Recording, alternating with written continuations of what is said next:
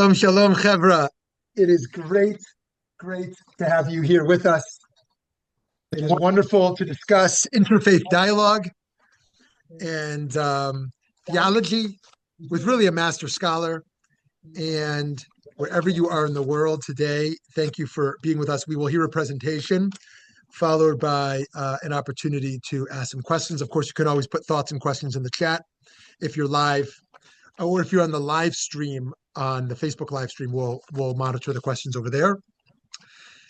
Today we have Rabbi Daniel Ross Goodman, who is the Alan and Joan Bildner Visiting Scholar in Jewish Studies at Rutgers University, and the author of 3 books, including the one of our topic today, Soloveitchik's Children, Irving, Greenberg, David Hartman, Jonathan Sachs, and the Future of Jewish Theology in America, published by University of Alabama Press in 2023.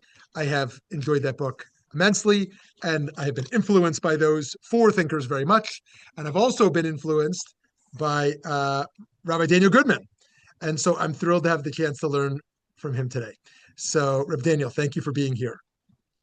Thank you very much, Rav Shmuley. And I'm really looking forward to learning from you today, your thoughts and reflections and the thoughts from everyone who's joining us today.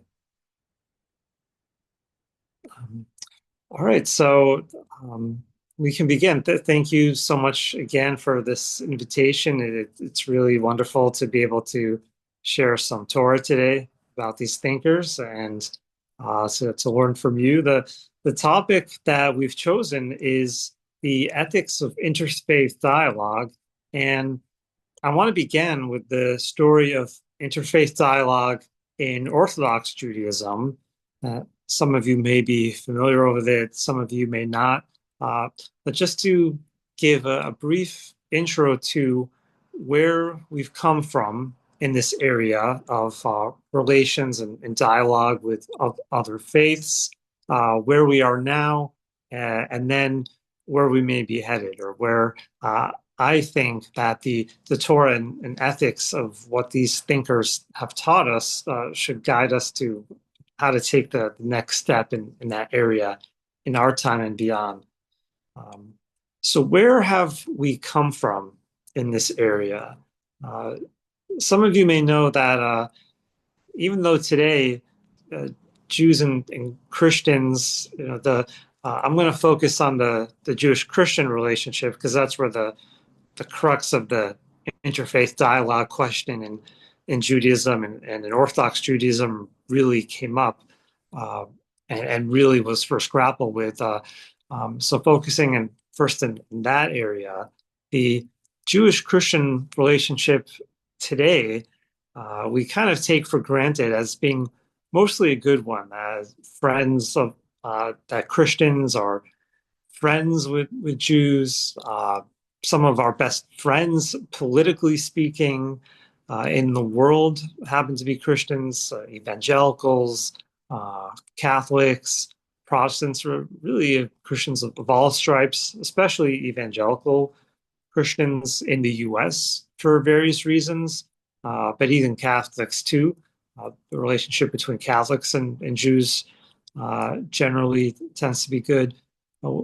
We can kind of take this for granted today, at least I felt, but any of you who know even a little bit about the history between Judaism and Christianity know that it's kind of a remarkable fact that we've gotten to this point. Before 60 years ago, this was not the case. Ever since the first Christians broke away from early Jews, and more particularly so after Constantine adopted Christianity as the official religion of the Roman Empire, it's been a fraught relationship, to say the least, and at times bloody and violent at the worst. But a lot of this really started to change mostly 60 years ago. We are now at the landmark year of 60 years, the 60th anniversary of Nostra Aetate, which was the year a few years after World War II, when the Catholic Church realized that our history with Judaism is really inadequate, to put it mildly, and we've done a lot of wrong, actually, and we need to do teshuvah, to use a Jewish term. We need to repent. We need to acknowledge our errors in regards to our relationship with Jews. Um, and it was a remarkable moment in the church history, remarkable moment in Jewish Christian history, and in religious history in general, that the Vatican realized, with the advent of the Second Vatican Council in 1962, that things have to change. The Catholic Church realized that we, speaking as, I'll pretend speaking as a Catholic Church here, what we have taught about Jews may have, in fact, seeded the grounds here in Europe for the atrocities that later came about in World War II. All of our teachings for many years about the Jews, that that Jews are responsible for killing our God, that Jews are to be degraded, the teachings of supersessionism, that Judaism has been superseded by Christianity, and the general teaching of contempt that Christianity had for Jews.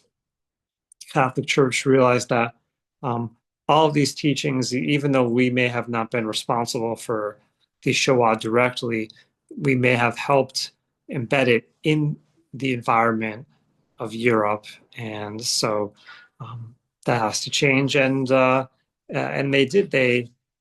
With the Second Vatican Council, they eliminated the teachings of contempt, of deicide and supersessionism, and most, if not all, of these harmful teachings about Jews. With the Second Vatican Council, there's now an opening for Jews to get involved directly with dialogue with the Catholic Church, which was the first remarkable step. There was a prominent Jewish scholar at that age, Jules Isaac, a French scholar, whose wife and son were killed in Auschwitz, who had important meetings with the Pope then, with Pope Pius XII. He helped teach the Pope and the Vatican about Judaism and the steps that needed to be taken. A very important step in Jewish Christian history. My Rabbi, Rabbi Greenberg, who we're going to be speaking about a little today as well, and who I write about it in my book, he believes that that's really the first moment when the Pope had to face up to the full implications of the Shoah and possible Catholic teachings that may have contributed to the anti-Semitic environment in Europe. Being face to face with someone, with a Jew who suffered directly from its effects. After Jules Isaac, probably the first major Jewish theologian, not just first major Jewish scholar, but the first major Jewish theologian to begin interfaith dialogue in the modern era, Jewish Christian dialogue, was Rabbi Abraham Joshua Heschel. Rabbi Heschel met with Pope John the 23rd right after Nostra Aetate, and after the Second Vatican Council's publicly stated wish that it wished to get rid of the doctrine of deicide, the doctrine that taught that Jews were responsible for killing their God. Those were some landmark dialogues, and actually apropos of Rabbi Heschel's talk with the Pope, here we are on the 60th anniversary of Nostra Aetate. Last night, I went to a talk at Fordham here, Fordham University in New York, which is a place where a lot of important Catholic Jewish dialogue has occurred. David Hartman, Rabbi David Hartman, another one of those central players in that area and the next generation that we'll be talking about as well. One of the subjects of my book. He is prominently connected to Fordham. But in any case, last night at Fordham, they had an interfaith dialogue lecture, and the keynote speaker on the Jewish side in that lecture was Professor Susanna Heschel, Abraham Joshua Heschel's daughter.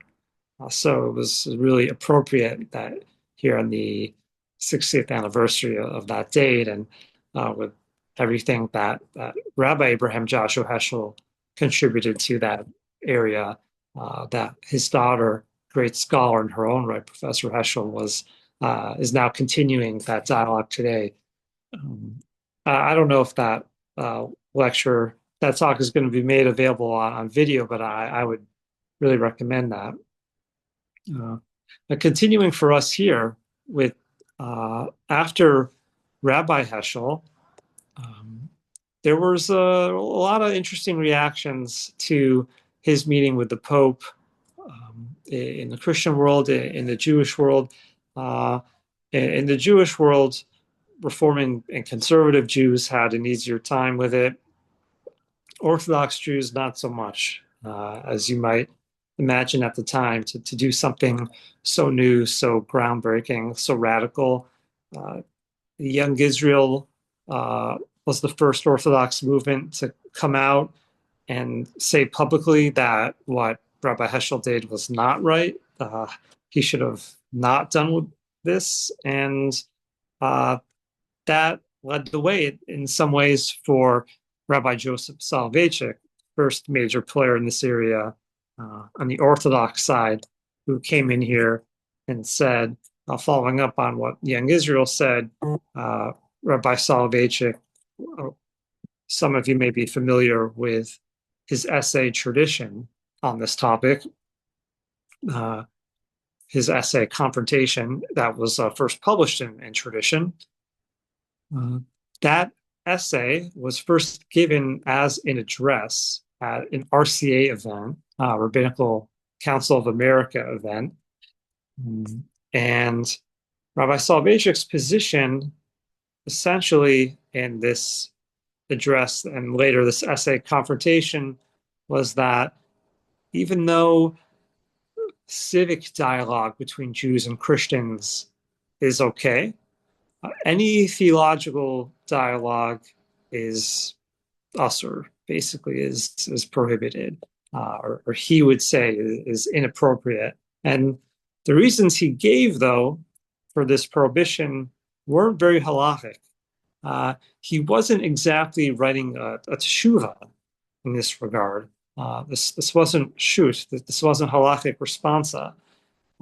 He justified himself more so on philosophical grounds. He gave a talk, and later the essay that came from a confrontation is a very philosophically heavy laden text that you need to be trained in philosophy to decipher, and religious philosophy in particular. And the one word that you might be able to sum it up with in some of Rabbi Soloveitchik's stance on the why he believed you should not have any interfaith theological dialogue is because of this concept of incommensurability, that faiths are, so Judaism and Christianity in his case, are things that are incommensurate, meaning you can't compare them. They don't fit into the same categories of thought, of our religious expressions, our religious hopes, our theologies, our eschatologies. You just cannot put these in the same ballpark. And that was his basic position. Not everyone agreed with him at the time in Orthodox Judaism. Emanuel Rachman, Rabbi Rachman was one of the prominent dissenters, but more or less his position was adopted as the basic position, as the normative position in Jewish Christian dialogue of the era. It was only really the next generation of American Orthodox thinkers that began to dissent in greater respect, and those dissents began with the three principal figures that I cover in my book. and whom some of you may be close with in terms of them maybe being some of your own mentors, Rav Greenberg or Rav Rabbi David Hartman, and then later Rabbi Jonathan Sachs. It was 3 years after the Rav's address when Rav had an opportunity to engage in Jewish-Christian dialogue. This is, again, we're here 60 years after Nostra Aetate, after Vatican II. So this is occurring in the mid and late 60s, where some of this first move in Jewish-Christian dialogue and interfaith dialogue is taking place in the Orthodox Jewish world.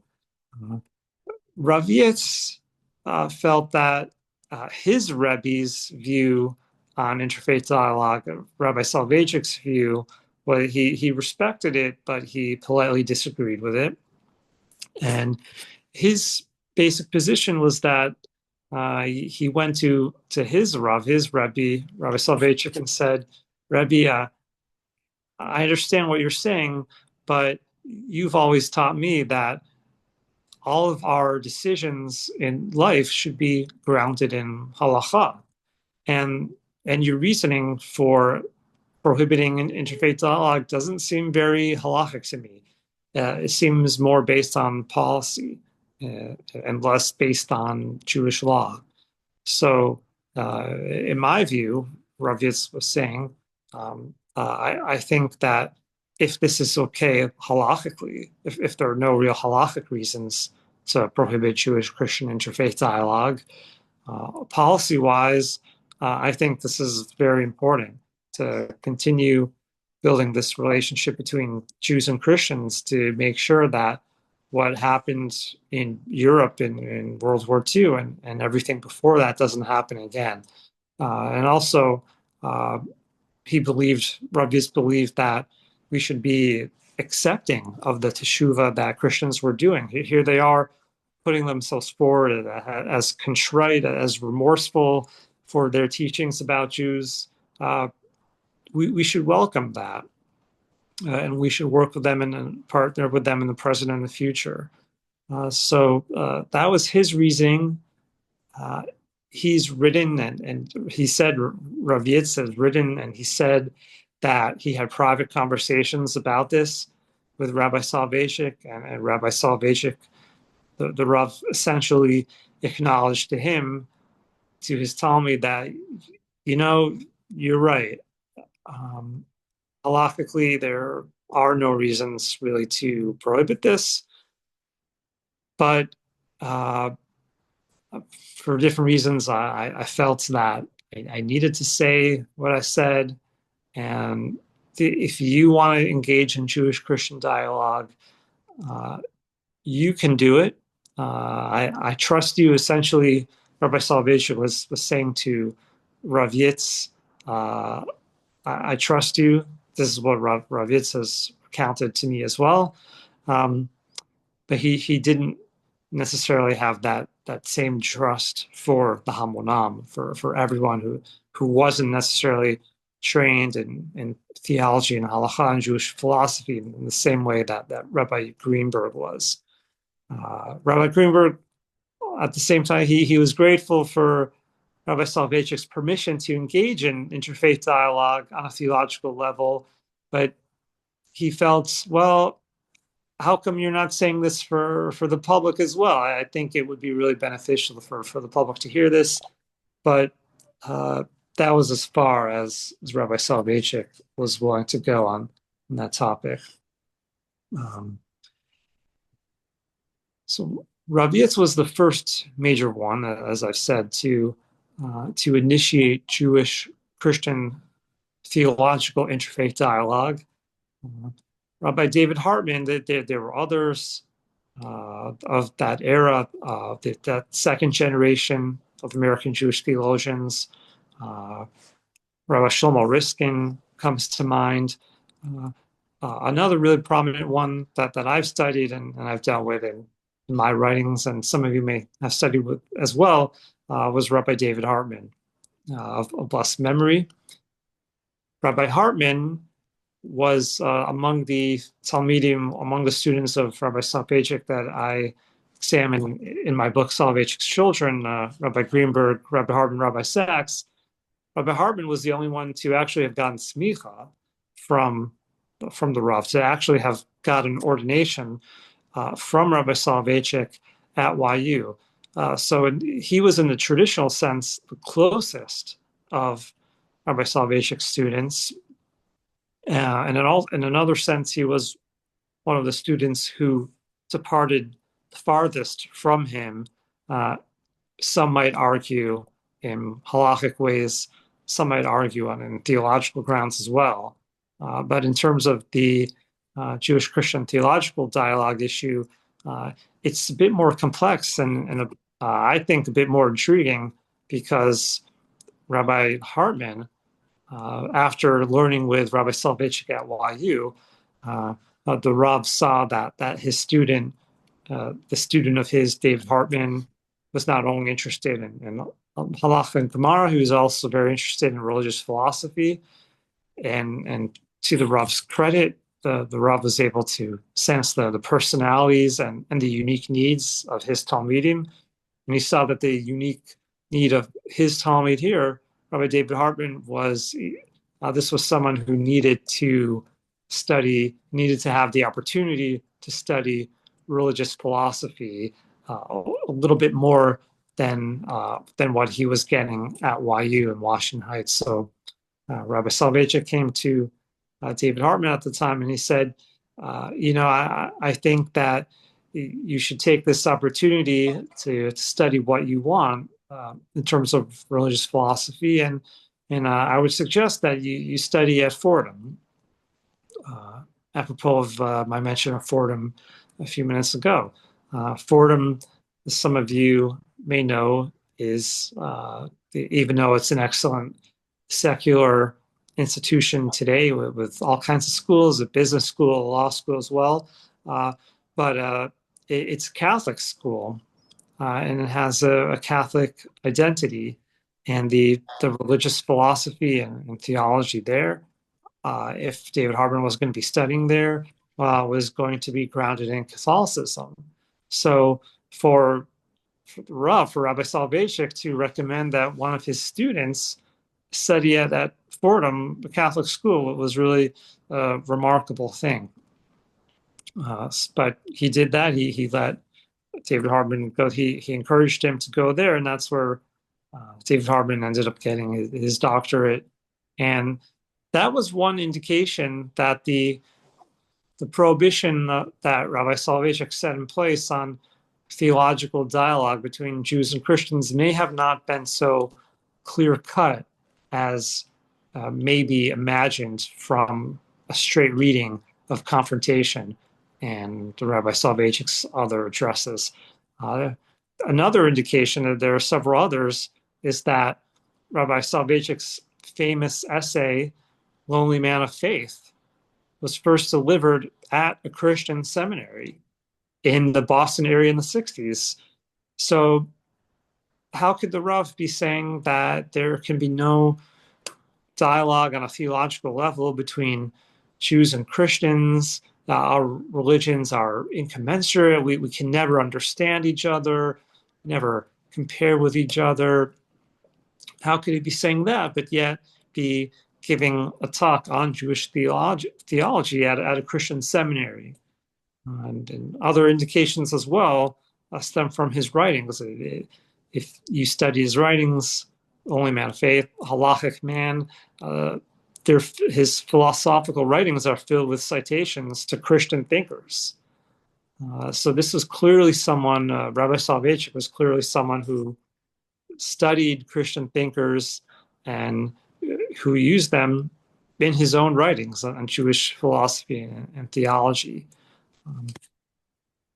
So that led people looking at how Rabbi Soloveitchik actually acted in terms of his own engagement with Christian thinking, led to the next generation of American Orthodox theologians, Rabbi Greenberg and Rabbi David Hartman, and Anglo Jewish theologians more generally, like Rabbi Jonathan Sachs, who is very influenced by Rabbi Soloveitchik as well as I write in my book, that created an opening for them to engage in interfaith dialogue and a theological level as well. And we've been able to continue that today, for the most part, opening up to interfaith dialogue with Muslims, with Buddhists, with Hindus, with members of all other faiths as well, at least in the more liberal and progressive sectors of Orthodox Judaism. There's still a lot more work needs to be done in terms of our relations with other faiths. So we've made a lot of progress, thank God, with our relationship with Christians. A lot more needs to be done with our relationship with other faiths, and that brings me to where we may be headed, where I think we could or should be headed, and that's to continue making overtures to members of other faiths. I think we need to continue this work done by my Rabbi, Rabbi Greenberg, and Rabbi David Hartman, and Rabbi Jonathan Sachs, and others. My next book that I have coming out is a co-produced, a co-edited volume on interfaith dialogue, kind of following up from my previous book, which I dealt with this extensively. And what I want to advocate in my forthcoming book, I'll write about this in there, is for the Jewish ethics and Jewish theology of interfaith dialogue that's grounded in Settlement Elohim in Ve'alachta B'drachav. And what I mean by that, just to sketch that out here in the last minute or two briefly before we open it up to questions and dialogue here, is that if we believe, and I'm convinced about this from my Rebbe Rav Yitz, from Rabbi Greenberg, that the fundamental guiding principle of Yahadut, of Judaism, of Jewish ethics and Jewish theology is Settlement Elohim, is the recognition that we are all created in the image of God, which means, and his interpretation, some other interpretations of it, that we are all endowed with the aspects of God. That just as God is unique, we are unique. Just as God, Hashem, is infinitely valuable, we are infinitely valuable. And just as God's aspect is shalom, the most prominent aspect of God is a peace. We say this 3 times a day. Oseh shalom b'mrumav, v'yaseh shalom aleinu. We say this to such an extent that one of God's names is peace, shalom. And if you extend this, if you couple this with the imperative of Ve'alachta B'drachav, we have imperative to imitate the ways of God, imitat yodeh. Just as God makes peace, we have an imperative to make peace. We have an imperative to continue to make peace with other religions, members of other faiths, and to continue the work, the peacemaking work that we've been doing in the Jewish-Christian relationship, to continue that with the Jewish relationship with other religions. That's where I think we need to be going. You might agree with me, you might disagree. It's fine. I'm open for questions, for dialogue on this. That's the story in brief. It's a lot more complex than this, but I'm happy now to hear from you. Wonderful. My colleague Emma will check the live stream if there's any questions in there. If folks here want to either unmute or put in the chat a question, you're welcome to do that. As I see nobody's cameras on at the moment, I'll take the first one. So I wonder, you could speak literally for hours on this, but I wonder if you could speak a little bit to the theological pluralism of Yitz Greenberg in comparison to other pluralistic orientations, and also contrast that a little bit with Hartman and Sachs's. So Sachs, of course, um, in his inclusivist, exclusivist, pluralist approach based on Hicks, is going to embrace inclusivism and reject pluralism. But it's there's a lot to say about that orientation, and I wonder if you can show kind of where there's an overlap with Greenberg and where there's a clear distinction there as well. And what does it mean to engage in interfaith dialogue as a pluralist, and what does it mean to engage in it as an inclusivist? Yeah, really good question.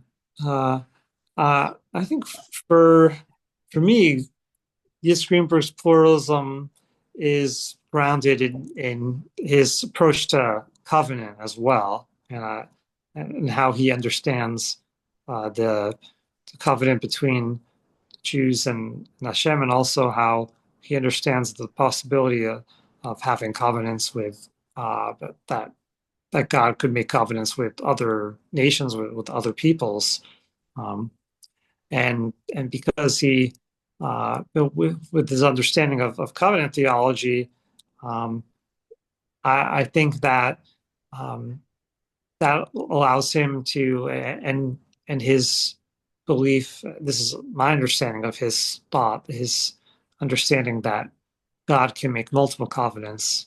That God's love is not limited. It just is God is infinite. His love can be infinite too, uh, and that has had implications for his approach to pluralism. And I think that's where his pluralism is grounded.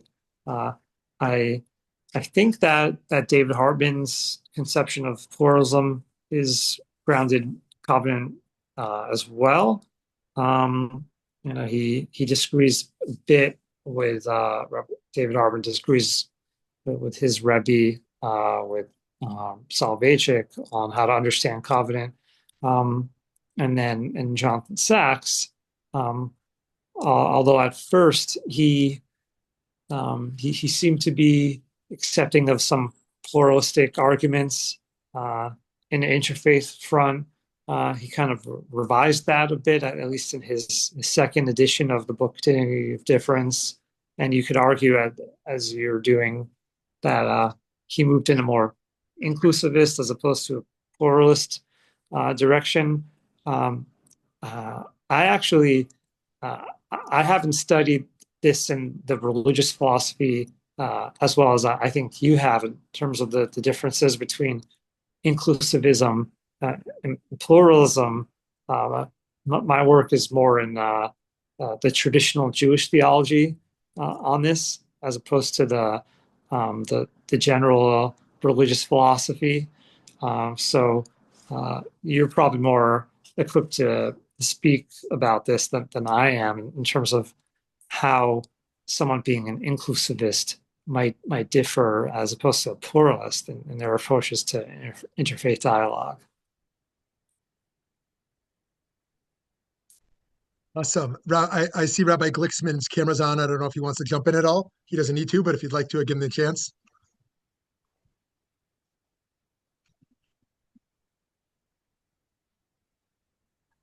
Um, I think we have to look at it also.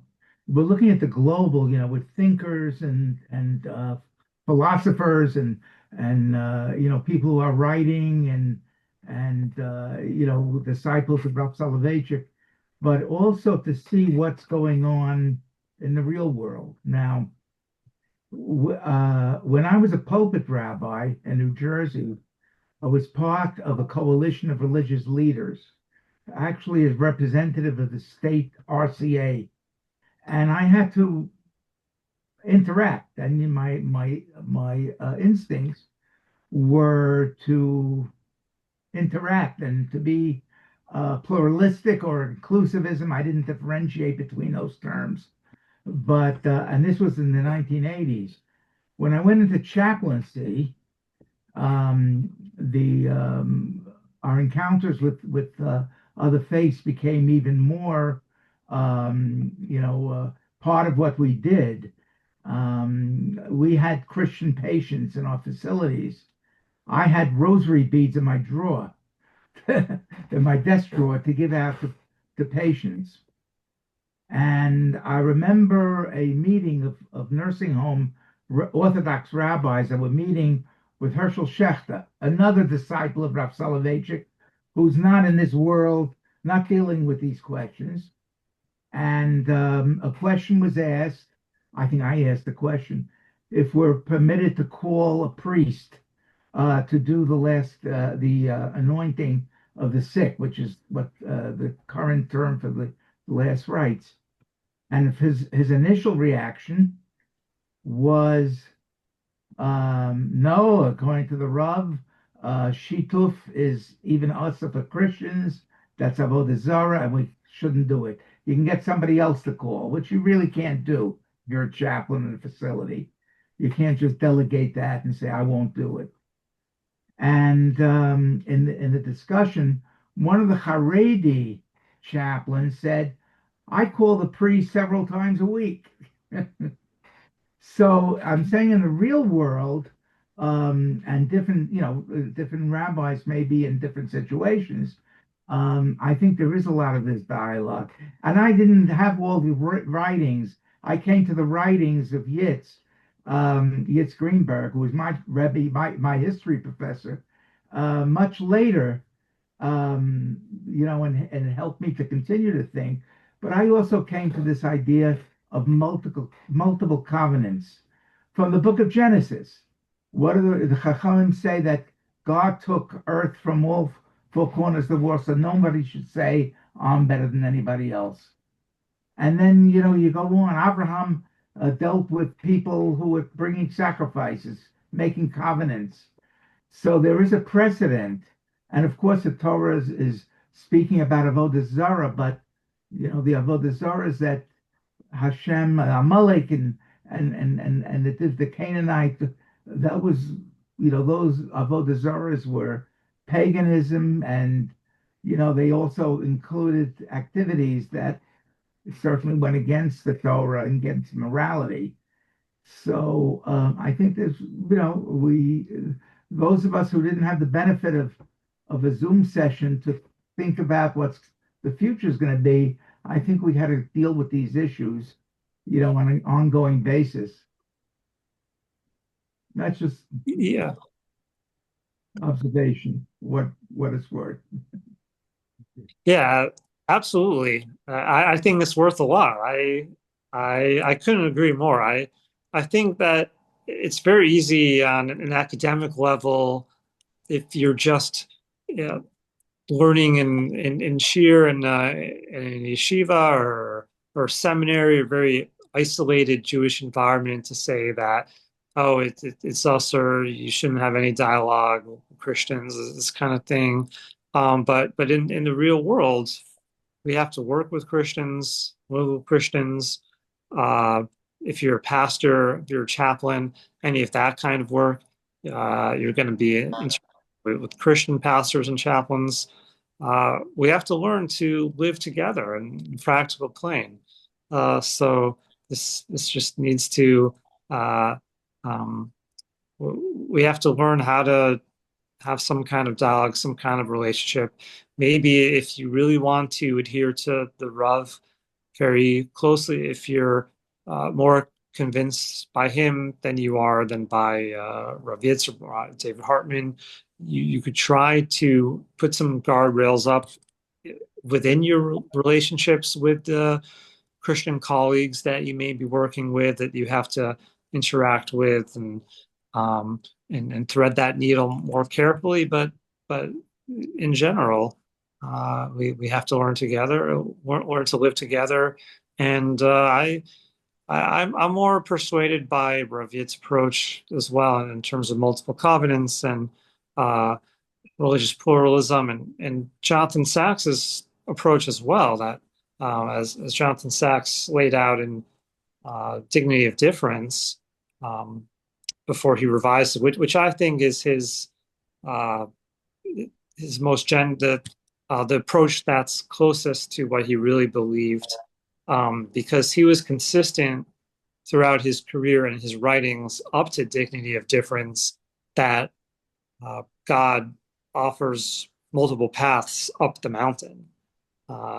This line he wrote that even though God is the God of all humanity, there's no single faith that's the faith of all humanity. That there can be multiple faiths that can connect with God. Rabbi Sachs took that approach his whole career. As you see there's evidence from that in Tanakh as well. God makes a covenant, a brit with Abraham, but he also makes a brit with Noach and the rest of the world. God calls the Jewish people, Israel, his people, but in other parts of the Nevi'im, he calls other nations his people too. They're Egypt, Ashur, their psukim state things like this that the Rav Yitzchak cited. So I think there's evidence from Tanakh for this position as well. Thank you, and thank you, Rabbi Glick. Please go ahead. I just might add that Rav Schechter at that meeting of the chaplains, after he heard the different people saying that they call the priest, he said, "I have to rethink this answer, my answer." Good. Interesting. Thank you so much. Okay, Rabbi Ariel Goldberg, welcome. You can hear me all right? Yes. Okay, thank you very much for the webinar. I've had the blessing of being involved with Jewish Catholic dialogue for about the last 20 years, currently with the forum that Rav Yitzchak created for Catholic bishops and open Orthodox rabbis, which is really a blessing. And yeah, for me, it's become essential. I really, there are 15 million Jews and 2 billion Catholics. That's not including the other Christians. If we think of what's in Tanakh about all the people of the world calling on the name of Hashem, we ain't going to be able to get the world to that place on our own. We need partners. We need fellow B'nai Avraham and monotheists who we can work with in the very major battle against moral relativism and against religious extremism. So to my question, when I've met rank and file Catholics, lay people in North America, most of them know something about the new Jewish-Catholic relationship, and not a few are enthusiastic about it, have participated in programming. When I'm among most Jews, and I think, unfortunately, the worst offenders are Orthodox Jews, they know next to nothing about it and have very little interest. Why is there not more interest? We've benefited immensely. The Catholic Church really took the lead, and this contributed to a more open society in America and in other countries, and a new relationship with Christians. So why are we so apathetic to it? I've never quite put my finger on that. Yeah, it's a really good question.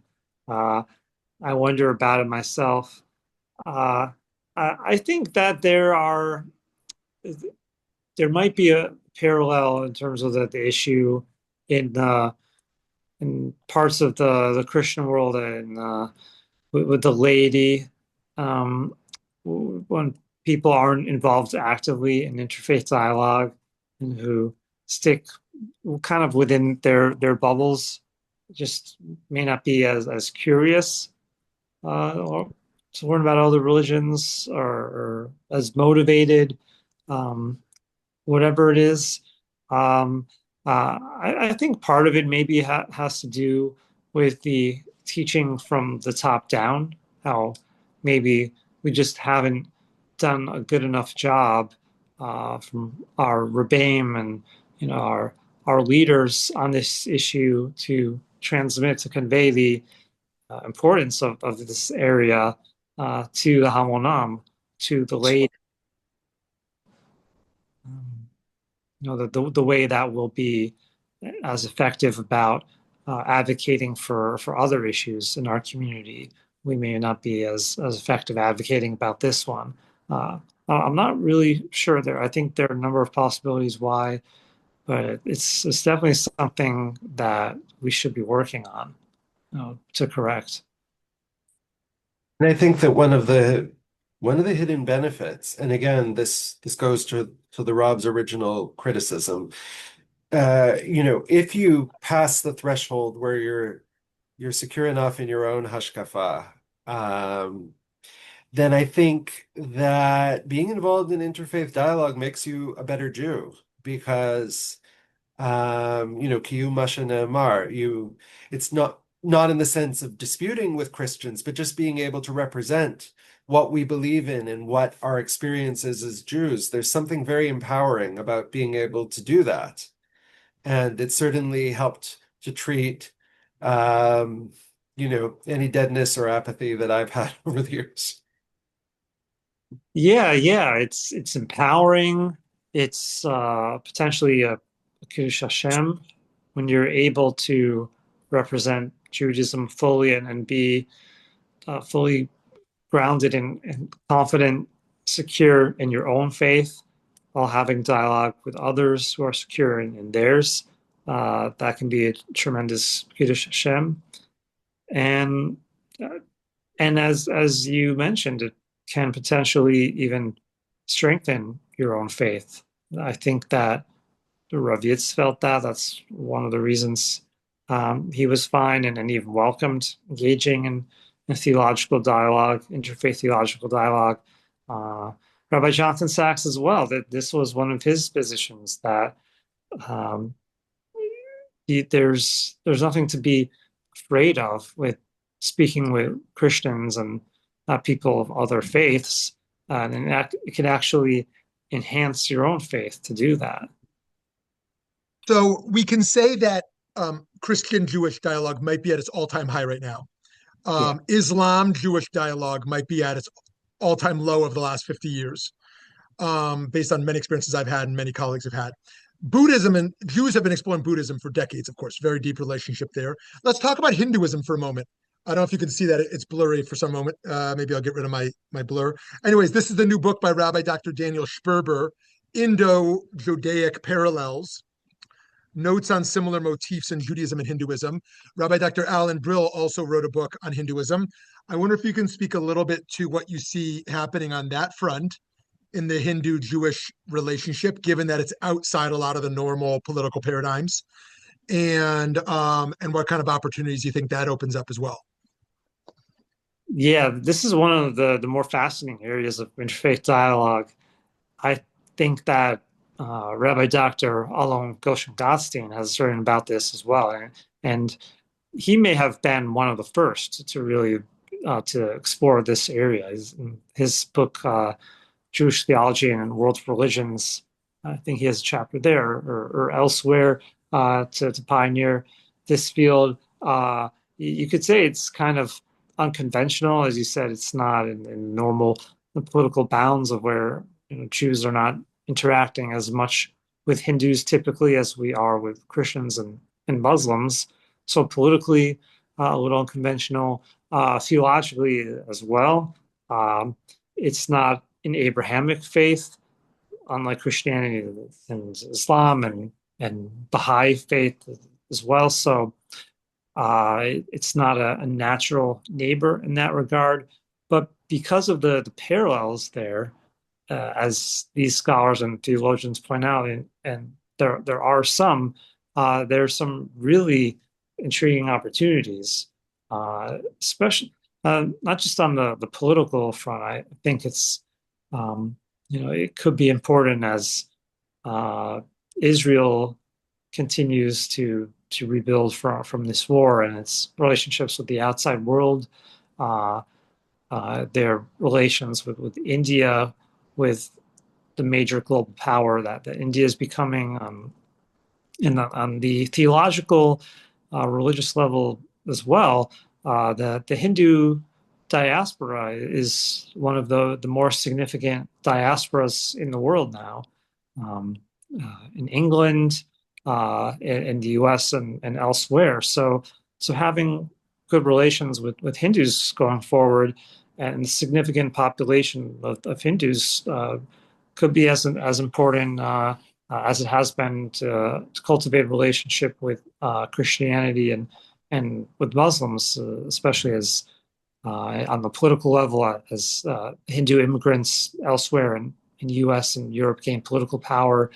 And theologically, may be the most fascinating part, because you would say in the service, well, if there's anything that's avodah zarah, it's got to be Hinduism, right? It's multiple gods and all the Vishnu and this god and that god. But when you examine it more closely and you look at, oh, well, actually maybe closer to a Kabbalistic system where there's one main emanating sphira and other sphira emanating under that, and you get into the theological weeds into the theological weeds there, and you bring in Kabbalah and Jewish mysticism, then it starts to get really fascinating.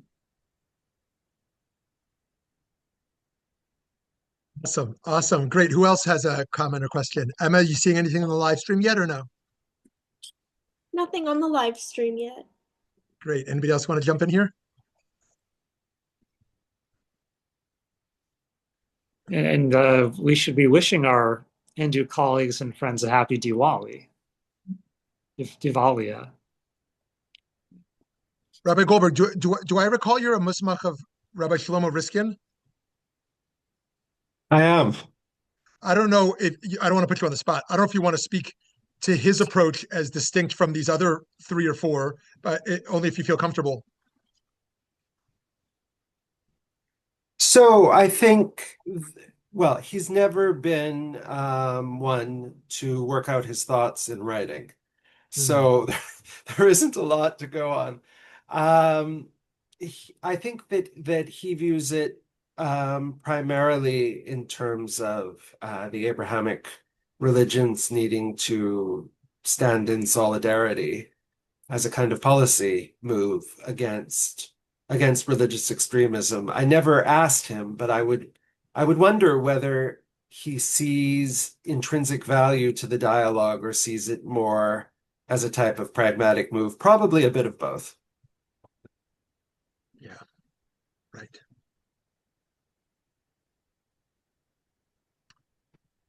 Beautiful. Well, Dr. Goodman, I don't know if you want to share any final remarks here before we wrap up.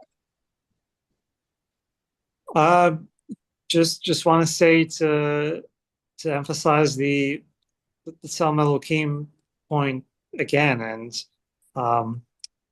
if we have any doubts about engaging with people of other faiths, about how to engage with them, just remember that they are B'nai Tselem Elohim too. They are also in the image of God, and children of God. They have the same godly capacities that we do, and the same capacities for creating their own relationships with God as we do. So the dignity, the human dignity element of interfaith dialogue, to give a plug for Rav Shmuly's upcoming conference at JTS, the human dignity aspect of how we relate to members of other faiths has to be paramount. Thank you. Thank you for this fascinating talk and for the great book that you've given us. I want to invite folks to one of our next talks, which is with Rabbanit Sharona Halleckman on November 13th on the topic Fulfilling the Goals of Israel's Declaration of Independence. And she lives in Israel, and that'll be an interesting chat. Thank you all for joining us near and far, and have a beautiful day. I want to say good Yontif or something, but there's no more Yontif. Cool too. Chodesh Tov, we could say, upcoming. Chodesh Tov, great.